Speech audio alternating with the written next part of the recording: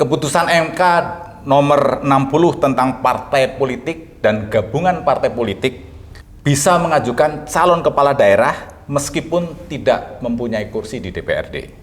Dan perkara nomor 70 tentang batas usia seorang calon kepala daerah. Padahal keputusan MK itu disebut-sebut sebagai sebuah keputusan yang final dan mengikat. Dalam kasus ini ternyata oleh DPR bisa diotak-atik. Kita akan membahas dengan Dr. Emrus Sihombing, pakar komunikasi politik sekaligus founder Gogo Bangun Negeri atau Gobari, lembaga survei dan konsultan politik. Apa kabar Bang? Sehat, alhamdulillah. Bagaimana kabar teman-teman? Baik Bang.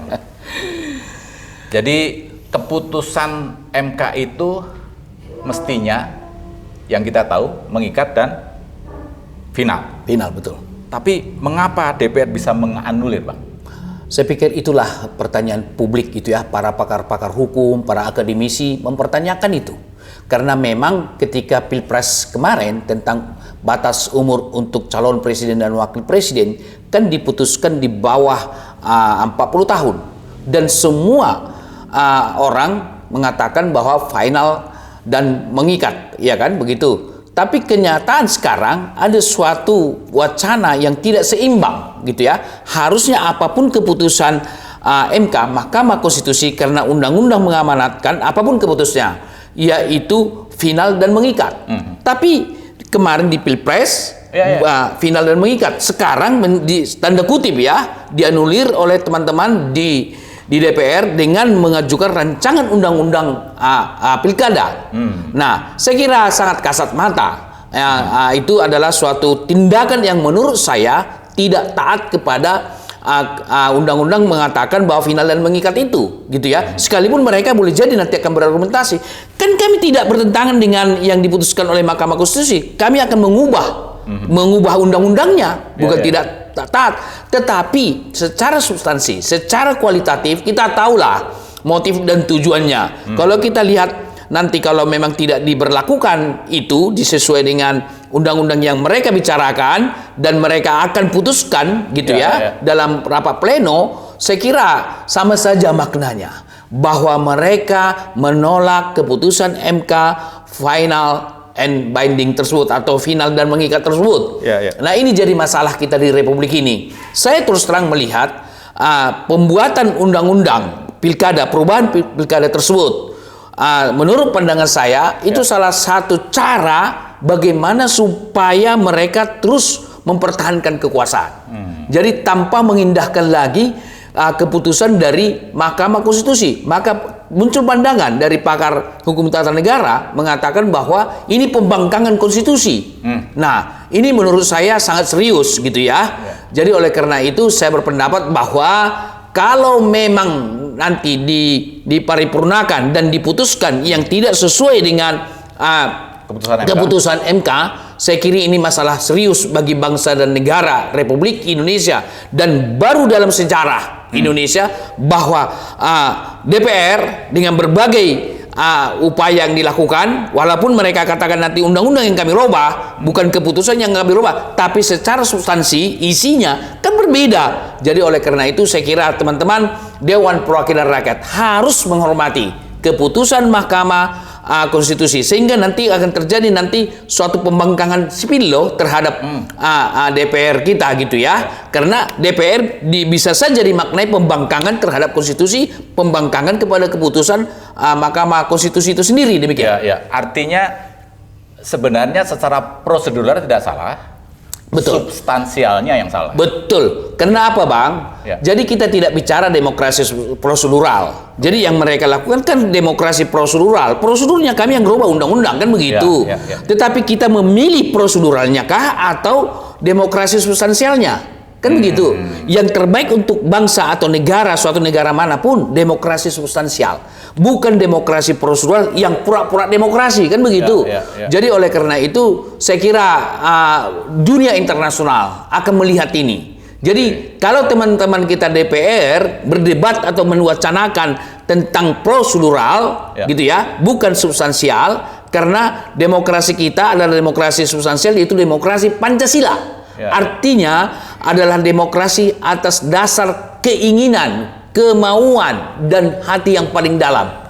Jadi jangan sampai anggota DPR lah bermain-main dengan prosedural itu. Karena demokrasi prosedural atau yang mereka lakukan dengan prosedural itu adalah menurut pandangan saya tidak sejalan dengan demokrasi Pancasila. Apa yang membuat Anies dan PDIP ini kok sepertinya menakutkan sekali sehingga dari sisi apapun dijegal gitu. Begini, bisa saja pertanyaannya sangat bagus sekali ya. Kok mesti ada upaya menjegal gitu dengan membuat perubahan katakanlah undang-undang pilkada ini. Berbagai macam cara. Iya, saya kira semua publik bisa memahami itu. Tetapi kenapa kok bisa mesti dicegal gitu ya, tanda kutip gitu ya. Karena kalau kita tanya mereka, kami tidak mencegal itu. Tapi orang bisa menangkap makna ke sana gitu ya. Orang tidak bodoh lah. Nah, karena kenapa? Karena memang kita lihat Anies itu berpeluang menang di Jakarta. Sederhana untuk melihatnya. Kenapa berpeluang untuk menang? Karena memang dia gubernur DKI Jakarta dan tingkat elektabilitas masih tertinggi dibanding calon-calon yang lain. Di atas 40. Ya, artinya menurut catatan saya Ridwan Kamil tidak melampaui itu, masih di bawah itu. Maka oleh karena itu sesuatu kekhawatiran gitu ya. Dan bisa jadi nanti bahwa ketika nanti andaikanlah Anies maju, Ridwan Kamil maju misalnya di DKI, bisa kita prediksi pasti dimenangkan Anies, kita prediksi gitu ya. Kecuali memang Anies dan Ridwan Kamil bertarung di Jawa Barat. Nah, jadi dapat kita katakan Ridwan Kamil menang, kan begitu. Dan sekaligus menurut pandangan saya sebenarnya tidak baik ini untuk Ridwan Kamil. Kenapa? Masuk dia di DKI, andaikan Anies nanti menjadi kompetitornya yang tanda kutip boleh jadi mereka cegal oleh kekuatan politik tertentu gitu ya. Nah, peluang menang itu kan kecil.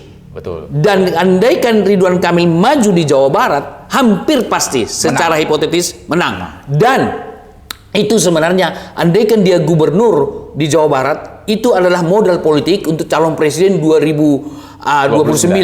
Karena lumbung suara kan terbanyak di Jawa Barat. Dan nanti ketika dia lebih sukses, lebih meningkatkan lagi Jawa Barat dan diekspos oleh media menjadi isu nasional, dia berpeluang untuk menjadi calon presiden. Saya melihat ketika Ridwan Kamil dibawa ke Jakarta secara politik itu merugikan daripada Ridwan Kamil. Dan tampaknya Ridwan Kamil tidak happy masuk Jakarta. Boleh saja ini adalah suatu kekuatan politik tertentu untuk membawa ke Jakarta.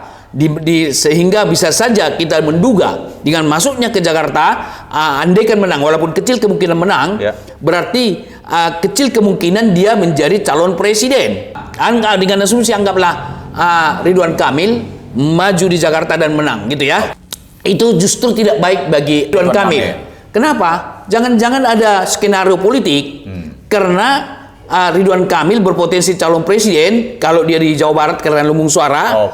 Tapi kalau di Jakarta asumsi dia menang karena berhadapan bukan Anies, maka itu bisa dianggap sebagai ancaman bagi calon presiden di 2019. 2029 maksud saya. Sehingga dia dibawa ke Jakarta. Itu salah satu teknik untuk mengerem Anies untuk mengerem Ridwan Kamil untuk maju calon presiden. Ini harus hati-hati. Jadi oleh karena itu saya pikir orang-orang di sekitar Ridwan Kamil dan Ridwan Kamil harusnya berjuang supaya tetap di Jawa Barat. Dan oleh karena itu dia kan kader Golkar. Jadi Golkar harus berani bersikap tegas bahwa Ridwan Kamil tetap di Jawa Barat dan kemungkinan menang tinggi dan berpeluang untuk menjadi pemenang calon presiden 2029 andaikan beliau dicalonkan demikian. Tapi tadi istilahnya ada semacam skenario untuk menggembosi Ridwan Kamil. Kalau saya kira bisa arahnya ke sana. Nah, kalau misalnya Ridwan Kamil akan bersikeras di Jawa Barat, sementara ketua DPR, ketua Golkar yang akan datang adalah Bahlil. Rasa-rasanya agak susah Ridwan Kamil akan ditarik ke Jawa Barat. Itulah kenyataan. Karena kita melihat ya bahwa Ketua Golkar akan segera berganti, gitu ya, akan diputuskan begitu, dan semua publik sudah menghipotesa dan hampir suatu kebenaran, kita lihat saja nanti ke depan. Nah, oleh karena itulah saya berpikir bahwa Ridwan Kamil amat sulit karena ada kekuatan-kekuatan politik tertentu untuk memposisikan seseorang menjadi ketua umum Golkar yang bisa memutuskan siapa dicalonkan di tempat atau di daerah yang mana, kan begitu. Ini jadi permasalahan karena memang menganalisis politik itu atau komunikasi politik itu tidak boleh parsial. Jadi harus satu dengan yang lain adalah saling integrated ya. Sangat complicated lah, demikian. Oke. Kita setback, Bang. Karena ada sebuah peristiwa politik di era hubungan PDIP dan Jokowi ini masih baik-baik saja.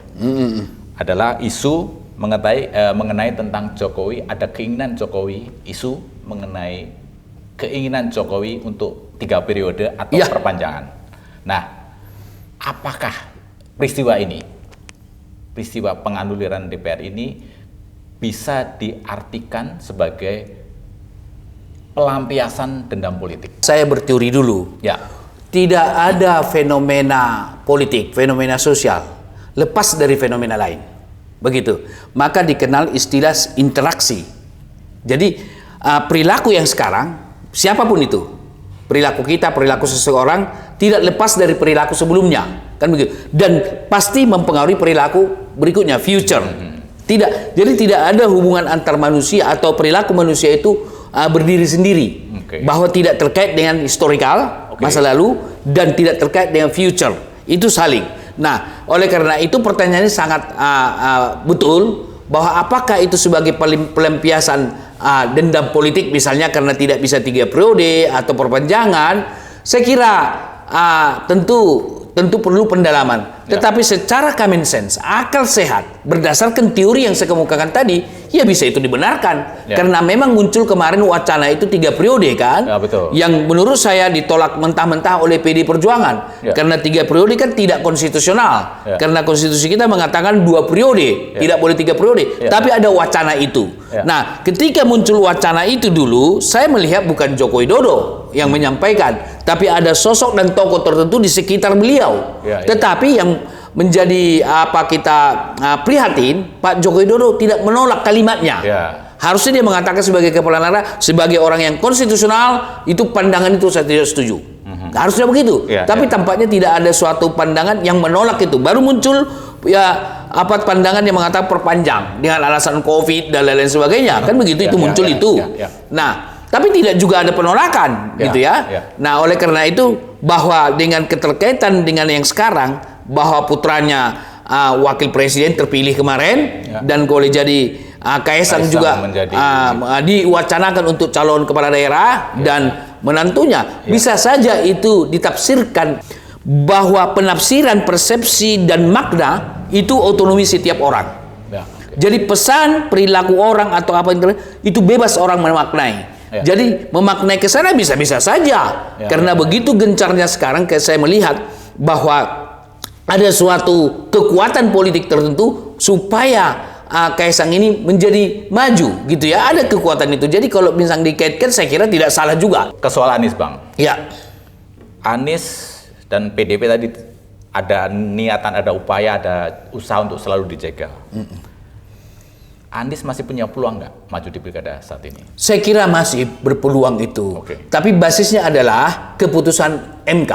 Kan begitu? Nanti jumlah suara, katakanlah keputusan MK itu jumlah suara sah. Misalnya andai ke PDI mengusung dan jumlah suara yang lain, saya kira sangat terpenuhi. Mungkin 2 atau 3 partai sudah pasti. Jadi oleh karena itu saya menghimbau ke seluruh masyarakat Indonesia yang punya tanggung jawab politik atau demokrasi substansial, mari sama-sama kita kawal keputusan MK, dan semua orang termasuk Bung Anies nanti bisa jadi calon. Jangan Anies dicegal karena ada kewenangan formalistik, kewenangan prosedural. Jangan. Kenapa? Ketika itu nanti ada upaya mencegal, itu menjadi catatan sejarah loh, Bang. Saya terus terang, tanpa kita sadari, catatan buruk kita tentang demokrasi pilpres sudah ada. Yaitu apa? Tercatat loh itu. Sampai Indonesia entah sampai kapan itu pelanggaran etika di Mahkamah Konstitusi. Jelas sekali. Tidak, kalau saya mengatakan tidak pelanggaran etika saja, pelanggaran Pancasila, pelanggaran konstitusi. Abang mau tahu pelanggaran konstitusinya di mana? Di mana? Undang-Undang Dasar 45. Ya. Itu pembukaan Undang-Undang Dasar 45 alinea keempat dikatakan. Okay. Maka disusunlah negara kesatuan Republik Indonesia berdasarkan ketuhanan yang Maha Esa. Yang terakhir kan keadilan sosial bagi seluruh rakyat itu ditabrak itu pembukaan, dan itu catatan sejarah kita. Kita melihat KPU kita kemarin 3 kali pelanggaran etika dan ketua umumnya tindakan asusila. Tercatat itu. Kemudian Mahkamah Agung memutuskan boleh 30 tahun pas pelantikan. Ini menarik. Kalau kita mau lihat ini katakanlah rentetan itu semua, Mahkamah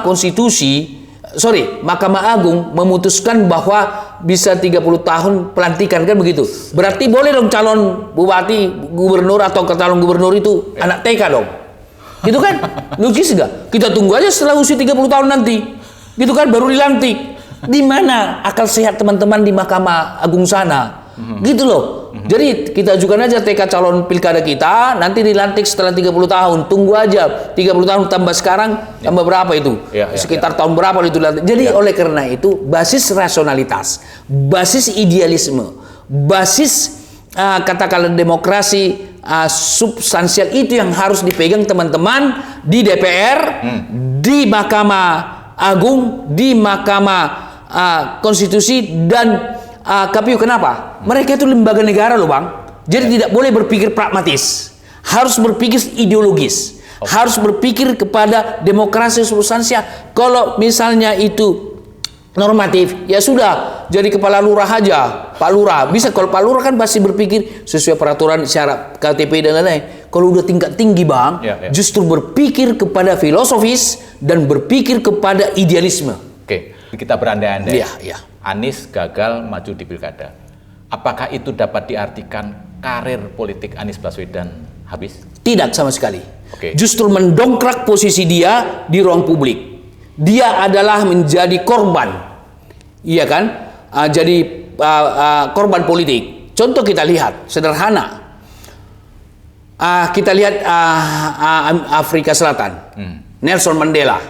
Begitu perjuangannya, begitu kuat. Bahkan dia dipenjara. Begitu keluar dari penjara, dia justru makin naik. Hati-hati loh. Jadi orang yang tanda kutip dianiaya, orang justru semakin simpati. Jadi justru ini akan menjadi tokoh. Bahkan saya menduga nanti tampaknya KPD sekarang dibuat seperti posisi yang tidak nyaman kan dalam situasi politik kita sekarang. Ini justru nanti pada pemilu 2029 gitu ya, 29. Anies dan PD Perjuangan bisa naik. Kenapa? Karena mereka ini kan secara masyarakat akan melihat ini akan dilihat sebagai korban. Terus terang Bang, saya tidak harus sebut. Saya acap kali narasumber di salah satu stasiun radio yang radio berita terkemuka di Indonesia. Nah, ketika saya interaktif di situ live, bagaimana respon para pendengar? Mereka sudah sangat katakanlah tidak setuju, bahkan menolak dengan sistem atau yang sedang terjadi sekarang, gitu ya. Ini cermin. Nah, mereka itu bertelepon ke saya, gitu ya, interaktif di radio itu. Pokoknya mereka itu sudah menunjukkan sesuatu yang tidak simpati lagi dengan cara-cara politisi, dan dari tanggapan tersebut saya melihat Anies akan melejit dan PD akan melejit. Justru menurut saya dengan situasi politik yang sekarang, Anies tidak maju secara politik, secara komunikasi politik menguntungkan bagi Anies, menguntungkan bagi PDI dalam perjalanan demokrasi kita di Indonesia. Tapi Bang, masyarakat kita itu dikenal sebagai masyarakat yang pemaaf. Iya. Artinya ada perjalanan waktu selama 5 tahun yang sangat mungkin itu akan dipergunakan oleh pemerintah yang baru untuk menghapus secara berangsur-angsur tentang kita sebut tadi kejahatan politik lah istilahnya. Tanda kutip gitu ya. Tanda kutip kejahatan politik. Sehingga masyarakat karena sebagai masyarakat pemaaf akhirnya lupa. Akhirnya lupa. Itu apakah yakin Bang kalau PDIP bisa melejit karena dia sebenarnya dalam posisi yang tidak berkuasa, tidak bisa berbuat banyak. Sementara partai koalisi Indonesia Maju, mereka bisa berbuat apapun, bisa pencitraan semaksimal mungkin. Demikian juga Prabowo dan Gibran, dia bisa menunjukkan berbagai macam program-program yang pro rakyat itu, sehingga secara berangsur-angsur tadi kekuatan partai PDIP dan Anies yang dizolimi tadi itu akhirnya bisa terlupakan. Mungkin nggak itu, Bang? Baik, saya akan dua penjelasan saya tentang hal itu. Walaupun di sisi lain pandangan Abang bisa dibenarkan, tetapi saya akan buat antitesis dari itu dengan dua argumentasi, gitu ya. Argumentasi pertama, fakta politik. Kita melihat bagaimana Megawati melawan Orde Baru. Oke. Kan berhasil, Ya, artinya rakyat langsung meninggalkan Orde Baru. PDI dan Megawati waktu itu melejit. Bahkan teman-teman calon DPR dari PDI Perjuangan waktu itu dengan membawa nama Megawati saja pun sudah terpilih. Gitu loh, sudah terpilih mereka, gitu ya, tanpa menawarkan program dan gagasan. Karena pada saat itu Megawati sudah menjadi orang yang tokoh sentral di dalam perubahan. Itu bukti. Yang kedua, kita melihat bukti lagi, yaitu bahwa ketika SBY, PD Perjuangan di oposisi, tidak masuk ke pemerintahan, ya, hanya relatif oposisi yang efektif hanya PD Perjuangan. Ternyata pemilu mereka menang. Kan gitu. Artinya rakyat itu juga sangat kritis, juga sangat melihat. Kedua alasan saya, itu alasan pertama tadi, fakta. Alasan kedua, kalau kita bicara kepada teori komunikasi, ketika pesan komunikasi disampaikan kepada publik, pesan itu bisa lambang verbal, keputusan dan lain sebagainya. Ini kan pesan politik yang sedang terjadi ini, bahwa diduga Anies dan PDI tanda kutip diasingkan, kan begitu. Itu kan pesan komunikasi dan itu persepsi publik. Pesan komunikasi ketika masuk ke ruang publik, baik verbal maupun non verbal, termasuk perlakuan kekuasaan terhadap seseorang, kan pesan itu kan, itu akan tersaving di peta kognisi masyarakat, tidak bisa hilang. Memori ya. Tidak bisa hilang karena pesan komunikasi itu tetap berbekas, tidak bisa dilupakan. Jadi begini abangku. Nah, ketika abang suatu peristiwa yang sangat menyentuh perasaan dan lain-lain, coba ibu abang rasakan, tidak bisa abang lupakan. Nah, bukankah yang terjadi ini sekarang adalah melukai demokrasi? Betul. Iya kan? Bukankah dengan kekuasaan sekarang bahkan dilakukan untuk kemungkinan perubahan undang-undang pilkada? Itu orang tidak bisa dilupakan itu. Sama dengan pejuang-pejuang kita dulu. Walaupun mereka katakanlah sudah tua, adalah tidak lupa bagaimana mereka diserang oleh Jepang sebagai penjajah dan oleh Belanda misalnya. Jadi tidak bisa dilupakan itu secara teoretikal. Jadi artinya apa? Ketika pesan sudah dilontarkan ke ruang publik, tidak bisa ditarik kembali sekalipun minta maaf.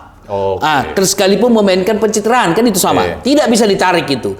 Nah, kemudian bahwa Anies dan PD Perjuangan tetap mensounding demokrasi substansial itu, mereminder dengan tindakan-tindakannya yang membuat masyarakat menjadi katakanlah mendukung, simpati dan lain-lain sebagainya.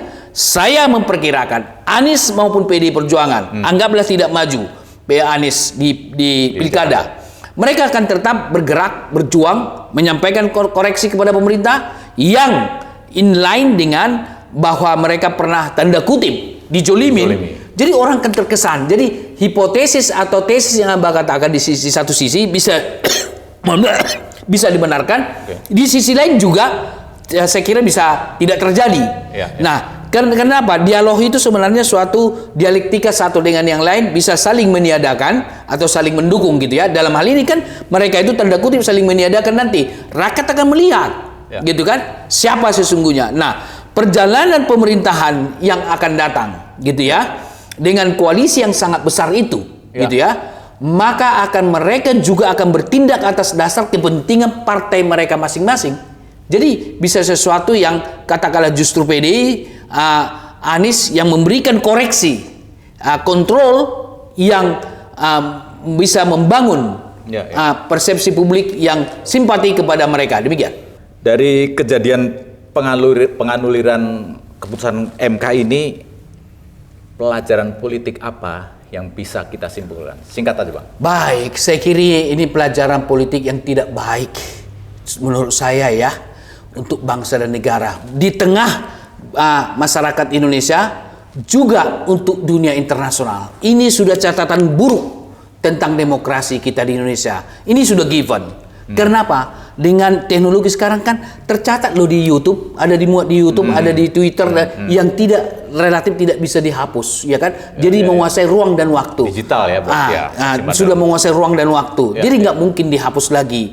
Saya mikirnya makanya hati-hati di dalam jejak digital. Jejak digital ada, oleh karena itu hati-hati kita bertindak. Jangan karena kehendak atau katakanlah nafsu politik atau birahi politik, mohon maaf tanda kutip kita menghalalkan semua cara. Tidak boleh lagi seperti itu gitu ya.